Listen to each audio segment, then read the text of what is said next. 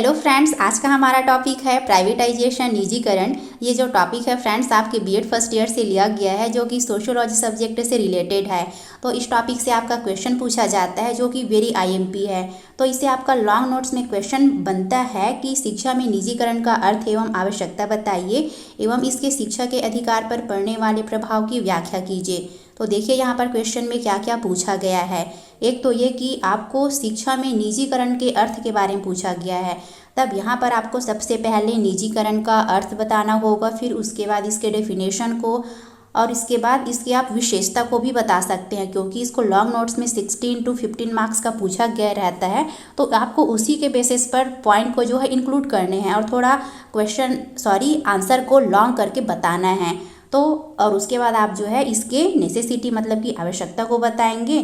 फिर उसके बाद शिक्षा पर जो इसका पॉजिटिव इम्पैक्ट मतलब कि जो सकारात्मक प्रभाव पड़ा है और इसके साथ ही साथ जो नकारात्मक प्रभाव देखने को मिला है, इसको आपको बताने हैं। तो इस वीडियो में हम बेसिकली 2 पार्ट में डिस्कस करेंगे। पहले पार्ट में हम आज की इस वीडियो में निजीकरण का मीनिंग, डेफिनेशन, इसके कैरेक्टरिस्टिक्स और शिक्षा में निजीकरण का अर्थ क्या होता है, निजीकरण की आवश्यकता क्यों हुई, एक्सेट्रा पॉइंट पर हम पहले डिस्कस करेंगे। एंड आने वाली वीडियोस में हम इस बाकी के बचे पॉइंट्स को डिस्कस करेंगे। सो फ्रेंड्स, ये टॉपिक आपके एग्जाम के पॉइंट ऑफ व्यू से तो वेरी इंपॉर्टेंट है ही, बट इसके साथ ही साथ ये काफ़ी इंटरेस्टिंग भी है, क्योंकि ये हमारे डेली लाइफ का एक हिस्सा बन चुका है। जैसा कि आप अपने आसपास भी देख रहे होंगे कि ऐसा कोई भी फील्ड अछूता नहीं रहा है निजीकरण से। मतलब कि हर एक फील्ड में निजीकरण जो है प्रवेश कर चुका है। तो बिना किसी देर किए चलिए शुरू करते हैं। सो फ्रेंड्स, अगर आप हमारे चैनल पर पहली बार आए हो तो इस चैनल को ज़रूर से सब्सक्राइब करके बेल आइकन को प्रेस कर लेना, ताकि इस तरह के हेल्पफुल कंटेंट आप तक इजीली पहुंच सके और ये वीडियो आपके लिए यूज़फुल रही हो तो इसे ज़रूर से लाइक और शेयर कर दीजिएगा।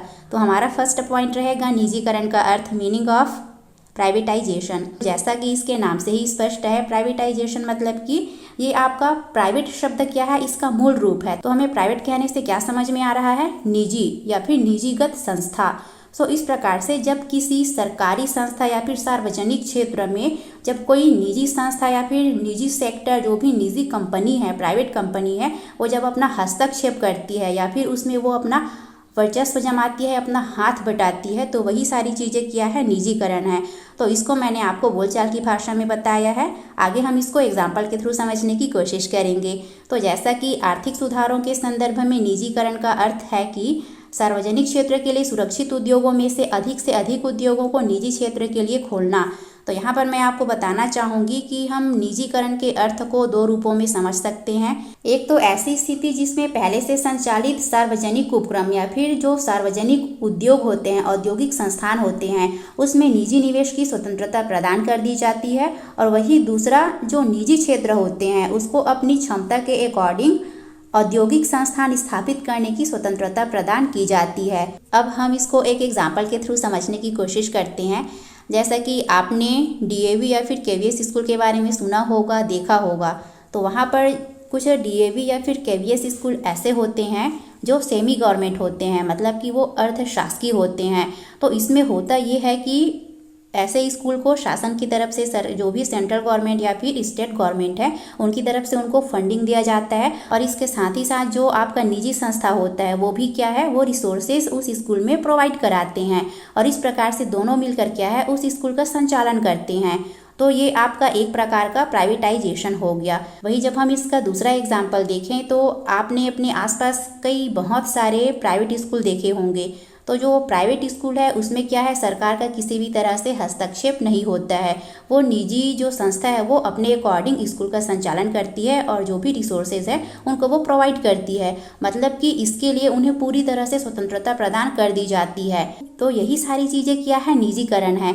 हम इसको अदर सेक्टर में भी देख सकते हैं। इसी प्रकार से आप रेलवे फील्ड में भी देख सकते हो कि अभी कुछ टाइम पहले जो आपका रेलवे सेक्टर है वो पहले क्या है, गवर्नमेंट के हाथों में था, मतलब कि शासन के अंडर में आता था। अब वो सारी चीज़ें क्या हो गई है, प्राइवेट हो गई है। मतलब कि जो बड़ी बड़ी प्राइवेट कंपनीज़ है, जैसे कि आपका हम इसको एग्जांपल ले रहे हैं, जैसे कि आपका टाटाज हो गया, जो भी अडानी ग्रुप ऑफ इंडस्ट्री हो गया, ऐसे बड़े बड़े कंपनीज़ को शासन जो है किसी फील्ड में उनको छूट देती है ताकि वो उस फील्ड का प्रसार कर सके करके, और इससे लोगों को अधिक से अधिक मदद मिल सके, उनका डेवलपमेंट हो सके करके।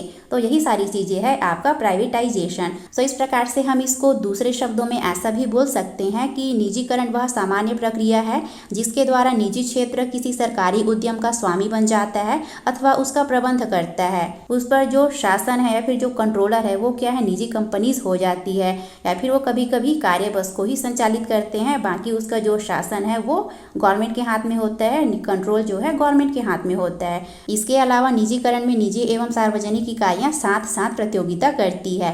सो आई होप आपको ये पॉइंट अच्छे से समझ में आ गए होंगे। अब नेक्स्ट पॉइंट है शिक्षा में निजीकरण या फिर शिक्षा का निजीकरण, प्राइवेटाइजेशन इन एजुकेशन और प्राइवेटाइजेशन ऑफ एजुकेशन।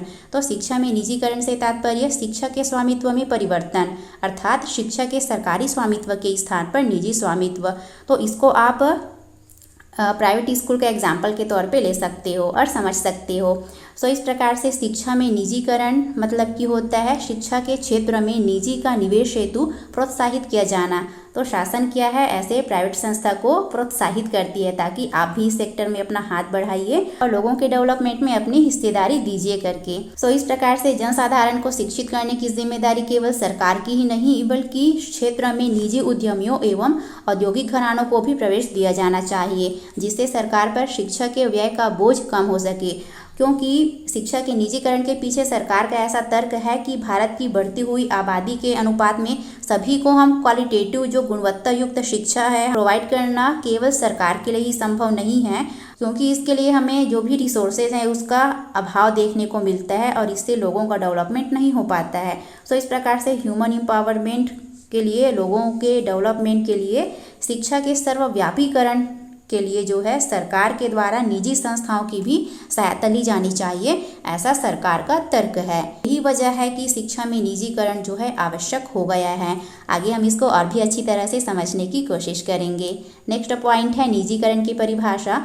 तो कुछ सोशियोलॉजिस्टों और शिक्षाविदों के अनुसार निजीकरण की परिभाषा इस प्रकार है, जिनमें से कुमन्स और हेलोडी वुल्फ के अकॉर्डिंग राज्य द्वारा अपनी कुशलता, प्रबंधन, प्रकार्यों या उत्तरदायित्व शिक्षा से संबंधित का निजी क्षेत्र को स्थानांतरित करने की प्रक्रिया निजीकरण है। वही दूसरा इसका हम डेफिनेशन देखें तो प्रोफेसर यशपाल कमेटी ने अपनी रिपोर्ट में कहा है कि शिक्षा के व्यवसायीकरण, निजीकरण एवं विदेशी विश्वविद्यालयों को व्यापार के लिए इजाज़त देने में कोई बुराई नहीं है, बशर्ते उन्हें अच्छी तरह नियंत्रित एवं नियमित किया जाए। क्योंकि फ्रेंड्स कई बार ऐसा होता है कि हम निजी संस्था को तो उस क्षेत्र में कार्य करने के लिए दे देते हैं, लेकिन कभी कभी वो जो निजी संस्थाएं, निजी कंपनीज है वो क्या है, वो लोगों के हितों को नहीं देखते हैं और अपना मनमानी करने लगते हैं। तो ऐसे सिचुएशन में ये भी ज़रूरी है कि सरकार जो भी व्यापारिक इजाज़त है उसको दे, जो भी प्राइवेट कंपनीज है उनको जो है स्वतंत्रता दे, लेकिन साथ ही साथ उन पर नियंत्रण और नियमितकरण भी करना चाहिए करके। सो इस प्रकार से नेक्स्ट पॉइंट है निजीकरण की विशेषताएं। तो प्राइवेटाइजेशन की निम्न क्वालिटीज़ या फिर कैरेक्टरिस्टिक्स हैं। फर्स्ट है निजीकरण में निजी स्वामित्व, प्रबंधन और संस्था का नियंत्रण सन्निहित होता है। नेक्स्ट पॉइंट है निजीकरण में सरकार का नियंत्रण कम होता है, जो कि ऑब्वियस है।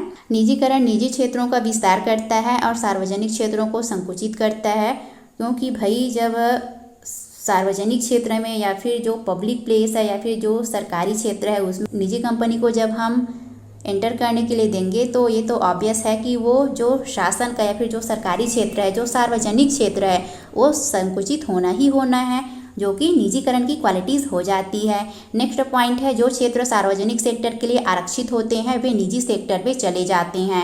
वही नेक्स्ट क्वालिटीज़ है निजीकरण के अंतर्गत विशेष रूप से यह 3 कार्य स्थानांतरण में प्रमुख हैं: निर्णय लेना, वित्त की व्यवस्था और प्रशासन। मतलब कि निर्णय मतलब कि जो भी अंतिम फैसला है वो निजी कंपनीज लेती है।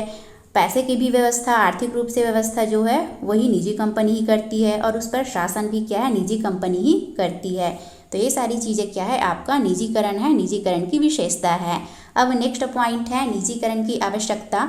तो शिक्षा में निजीकरण की आवश्यकता हमें क्यों महसूस हुई भाई, इसको हम इन पॉइंट्स के थ्रू समझने की कोशिश करेंगे। सो फर्स्ट पॉइंट है प्रतियोगिता दक्षता की आवश्यकता, कंपटीशन इफिशियंसी रिक्वायरमेंट। क्योंकि फ्रेंड्स आज के डेट में गला काट प्रतिस्पर्धा के कारण क्या है, हर एक व्यक्ति चाहता है कि मेरा बच्चा या फिर स्वयं वो बच्चा चाहता है कि जिससे कि मुझे अच्छे से अच्छा नॉलेज मिल सके और मैं अपने लाइफ में सक्सेस हो पाऊँ करके।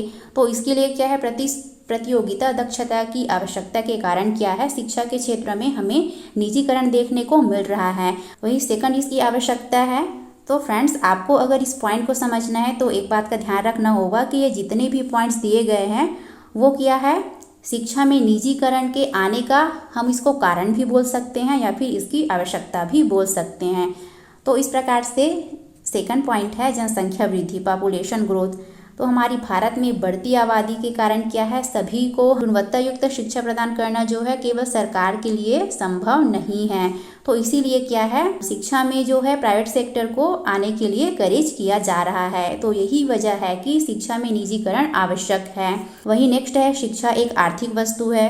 क्योंकि फ्रेंड्स, पहले क्या है, शिक्षा को एक सामाजिक सेवा की तरह माना जाता था, बट अब ऐसा नहीं रहा है, बल्कि ये आर्थिक वस्तु बन चुकी है, एक व्यापार बन चुका है। उन्हें पैसों की आवश्यकता होती है, उन्हें आर्थिक सहायता की आवश्यकता होती है। तो इस प्रकार से शिक्षा का बाजारीकरण हो गया है और इससे क्या है, लोगों के पास रोजगार के अवसर भी मिल रहे हैं। तो इस प्रकार से शिक्षा का निजीकरण होना जो है आवश्यक हो गया है, जिससे लोगों को रोजगार मिल रहा है। वही नेक्स्ट है ज्ञान के लिए तलाश। तो लोग जो है ज्ञान के लिए तलाश कर रहे हैं, उन्हें जो स्किल चाहिए उसके बेसिस पर उन्हें जो भी नॉलेज चाहिए इसकी वो तलाश कर रहे हैं। तो यही वजह है कि शिक्षा के क्षेत्र में, एजुकेशन सेक्टर में निजीकरण की आवश्यकता महसूस हुई है। इस प्रकार से नेक्स्ट है विद्यालय शिक्षा की तीव्र वृद्धि। स्कूल की संख्या में तेजी से वृद्धि को देखते हुए क्या है, जो हायर एजुकेशन है, उच्च शिक्षा की जो इच्छा है वो भी बढ़ती जा रही है। तो यही वजह है कि उच्च शिक्षा का निजीकरण आवश्यक हो गया है। इस प्रकार से नेक्स्ट पॉइंट है कौशल युक्त मानव शक्ति की आवश्यकता, skilled man power required. Friends, आज के डेट में व्यक्ति को केवल सर्टिफिकेट ही काम में नहीं आता, बल्कि आज के डेट में स्किल बेस्ड वर्क पर अधिक एम्फेसाइज किया जा रहा है। जो भी बड़ी बड़ी कंपनीज है वो स्किल बेस्ड वर्क पर एम्फेसाइज करता है, मतलब कि आपके पास स्किल होना चाहिए। वो डिग्री को उतना प्रीफर नहीं करती है, बल्कि वो आपके स्किल के बेसिस पर कार्य करती है। तो इस प्रकार से कौशल युक्त मानव शक्ति का विकास करने के लिए क्या है, निजीकरण शिक्षा के क्षेत्र में आवश्यक हो गया है। आई होप आपको ये सभी पॉइंट अच्छे से समझ में आ गए होंगे। तो इसका PDF आपको टेलीग्राम चैनल B.Ed मंत्रास में मिल जाएगा, जिसका लिंक वीडियो के नीचे डिस्क्रिप्शन बॉक्स में गिवन है, तो उसे आप वहां जाकर ज्वाइन कर सकते हैं। और साथ ही साथ आप हमारे चैनल को इंस्टाग्राम में भी ज़रूर से फॉलो कर लीजिए, क्योंकि वहाँ पर जो कुछ भी इंपॉर्टेंट इन्फॉर्मेशन होते हैं उसको हम वहाँ पर शेयर करते हैं। Thanks for watching.